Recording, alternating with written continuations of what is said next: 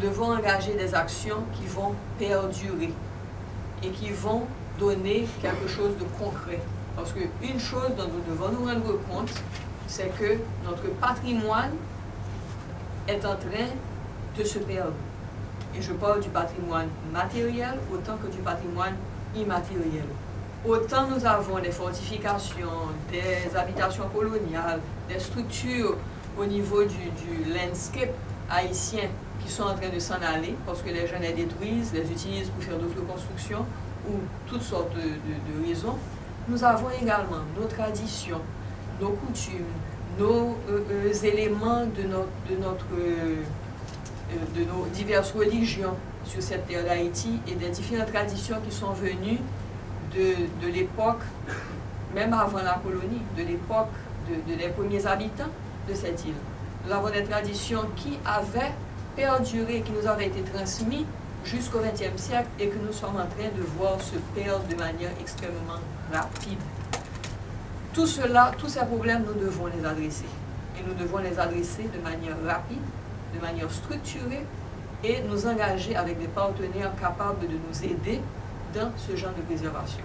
En ce sens, l'UNESCO est le premier partenaire, puisqu'on parle d'un organisme qui a établi des conventions au niveau international et Haïti est signataire de plusieurs conventions avec l'UNESCO.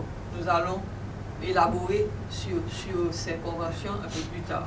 Vous devez connaître ces conventions. Vous qui êtes dans le domaine de la culture, qui êtes dans le domaine de la sauvegarde patrimoniale, vous devez être au courant de manière étendue sur les différentes conventions que l'État haïtien a eu à ratifier. Excusez-moi, je cherchais le mot. À ratifier. L'État haïtien a ratifié quelquefois ces conventions très tard, de manière très tardive, mais heureusement, il y a plusieurs conventions qui sont extrêmement cruciales pour nous, pour la protection de nos biens patrimoniaux que l'État haïtien a signés. Vous devez les connaître et c'est sur la base de ces conventions que toutes les actions de sauvegarde vont se faire. C'est ça d'abord, l'identité haïtienne.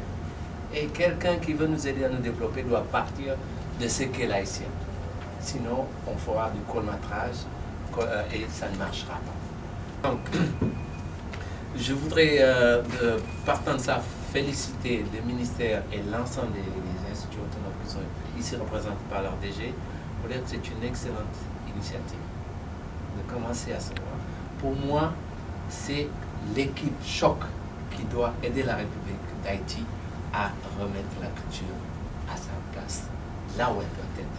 On ne doit pas faire la culture, on ne doit pas faire l'économie, de la santé, etc., sans oublier que tout part de l'identité des Haïtiens et donc la culture. Comme disait le poète, c'est quand on a la culture, c'est ce qui reste quand on a tout oublié, c'est-à-dire ce qu'on est nous-mêmes.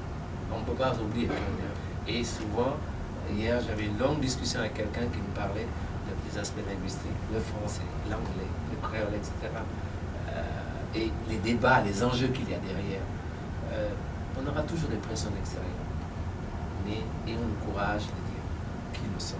Et à ce moment-là, quand on est clair, l'extérieur nous enrichira. Sinon, l'extérieur nous perdra. Et c'est le reste.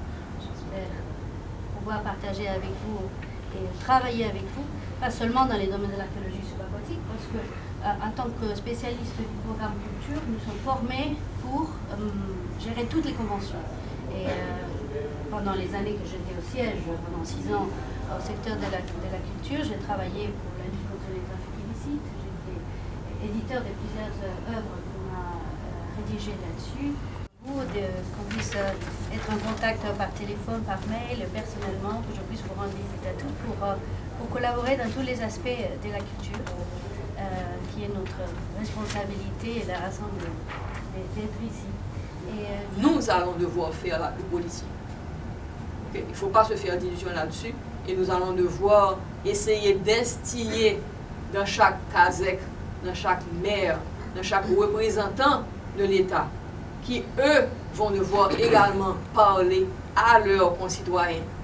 Okay? Nous allons devoir faire des pieds de grue vers les institutions religieuses qui sont établies sur le terrain. Nous allons devoir parler à la structure éducative dans ce pays, parce que les professeurs ont devant eux un public dans la personne des élèves et à qui ils enseignent et à qui ils doivent instiller ce sentiment de devoir vis-à-vis du patrimoine qui est garant de l'identité. Nous allons devoir nous adresser à tous ces gens. Et vous êtes les leaders, vous êtes ceux qui vont être les fers de lance de ce genre de mouvement. Vous devez vous en rendre compte. Ce ne sera pas une bataille facile. Mais si vous avez dans votre cœur et dans votre esprit le désir de préserver quelque chose qui puisse être transmis à vos enfants, la bataille sera gagnée. Parce qu'en fait, c'est cette détermination qui a toujours manqué. C'est cette détermination qu'il faut continuer à avoir et qu'il faut instiller dans les autres autour de vous. Et ça se communique, croyez-moi. La passion est toujours communicative. Et si vous arrivez à faire vibrer celui qui est autour de vous sur la même fréquence, croyez-moi, vous avez déjà gagné une bonne partie de la bataille.